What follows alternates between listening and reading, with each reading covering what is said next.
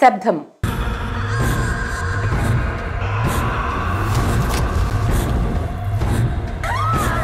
Music sensation Thaman BGM శబ్దంతో థియేటర్లో గట్టిగా శబ్దం చేస్తోంది శబ్దం మూవీ. పారానార్మల్ ఇన్వెస్టిగేటర్ రెండు ఒకటే కదా, పోలీసులైనా మీరైనా పీకేది ఏమీ లేదు. ఆది పిన్సెట్టి హీరోగా 15 సంవత్సరాల క్రితం వచ్చిన వైశాలి సినిమా సీక్వెల్ గా తెరకెక్కించిన చిత్రం Sabdham. Super natural horror and suspense thriller జానర్లో మొదట వైశాలి చిత్రం మంచి విజయాన్ని అందుకుంది. ఆ తర్వాత లెజెండరీ డైరెక్టర్ శంకర్ వైశాలి చిత్రాన్ని నిర్మించారు. ఆయన దగ్గర పనిచేసిన అసిస్టెంట్ డైరెక్టర్ దర్శకుడు ఆరివల్గన్ తీసిన చిత్రం ఇది. మరి ఇప్పుడు అతని దర్శకత్వంలోనే శబ్దం సినిమా రూపుదిద్దుకుంది. తను డిస్క్రైబ్ చేసిన విధానం బాగా కొత్తగా విచిత్రంగా అనిపించింది. లక్ష్మీ మీనన్, సిమ్రాన్, లైలా ప్రధాన పాత్రలు పోషించారు. తమన్ సంగీతం అందించారు. మరి ప్రయోగాత్మకమైన పాన్ ఇండియా మూవీగా థియేటర్స్ లోకి వచ్చిన ఈ చిత్రం ఎలా ఉందో రివ్యూ ద్వారా చూద్దాం.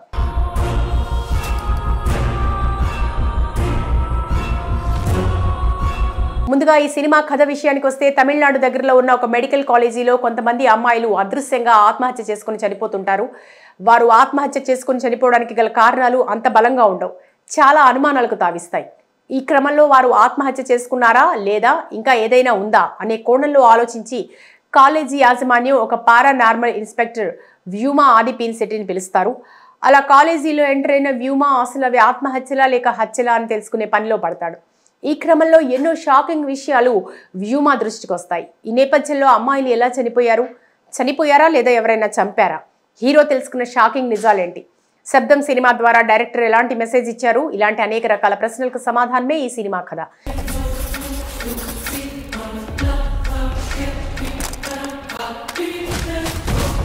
ఇక విశ్లేషణగా ఈ సినిమా గురించి చర్చించుకుంటే, మొదటి చిత్రం వైశాలి విడుదలైనప్పుడు అందరినీ భయపెట్టింది.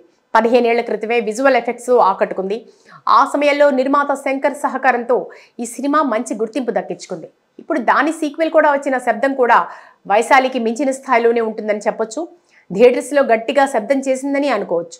సినిమా చూసినంతసేపు దర్శకుడు కొత్తగా ట్రై చేయబోతున్నాడని ప్రేక్షకులు ఫీల్ అవుతారు. ఆత్మలు శబ్దం ద్వారా కమ్యూనికేట్ చేయాలనుకోవడం, తద్వారా ఏర్పడే పరిణామాలు సినిమా మీద విపరీతమైన ఆసక్తి ఏర్పరచడమే కాదు, సెకండ్ హాఫ్లో ఏం జరుగుతుందా అని ఎంగేజింగ్ స్క్రీన్ ప్లేతో సీట్లకే పరిమితమయ్యేలా చేయడంలో దర్శకుడు సఫలమయ్యారు. ముఖ్యంగా ఇంటర్వెల్ ముందు వచ్చే భాగం సెకండ్ హాఫ్ మీద మరిన్ని అంచనాలతో పాటు ఆసక్తి పెంచేస్తుంది. దీనికి తోడు తమనిచ్చిన బ్యాక్గ్రౌండ్ స్కోర్ బాగా పనిచేసింది. ఇక థియేటర్లోని ప్రేక్షకులు కొత్త సినిమా చూసామనే అనుభూతి కలిగిస్తుంది శబ్దం మూవీ. మన చెవులు వినలేని అల్ట్రాసోనిక్ సౌండ్స్ ని సృష్టించగల గొప్ప శక్తి ఉంది. ఆ శబ్దంతోనే అది తను వెళ్లే బాటని, ఆహారాన్ని కనిపెడుతుంది. పాత్రధారుల విషయానికి వస్తే, హీరో ఆది వ్యోమా వైద్యలింగం పాత్రలో ఒదిగిపోయారు. నటుడిగా ఆయనకు వంక పెట్టడానికి లేదు. డిఫరెంట్ స్టైల్లో ఆఫ్ గడ్డంతో కొత్తగా కనిపించారు. లక్ష్మీ మీనంది రెగ్యులర్ హీరోయిన్ రోల్ కాదు. ప్రీ ఇంటర్వెల్ టు ఇంటర్వెల్ సీన్లో ఆవిడపై వచ్చే సన్నివేశాలు క్యూరియాసిటీ కలిగిస్తాయి. ఆ సీన్లలో ఆవిడ నటన కూడా బాగుంది. సిమ్రన్ తన పాత్రలో చక్కగా నటించారు.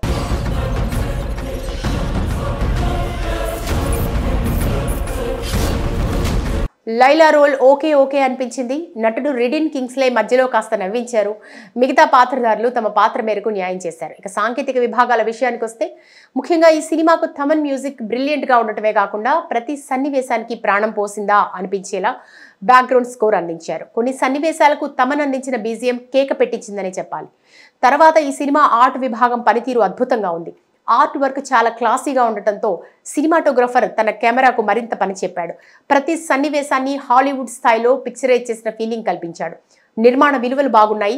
బడ్జెట్కు భయపడకుండా బాగానే ఖర్చు పెట్టారు. ఓవరాల్గా ఈ సినిమా హర్రర్ చిత్రానికి తగ్గట్టు థమన్ తన మ్యూజిక్తో గట్టిగా చేసిన శబ్దం కోసమైనా ఈ శబ్దం మూవీని ప్రేక్షకులు చూడొచ్చు. జీవితం చావుతో అంతం అవదు, చనిపోయా కూడా జీవం ఉంటుంది.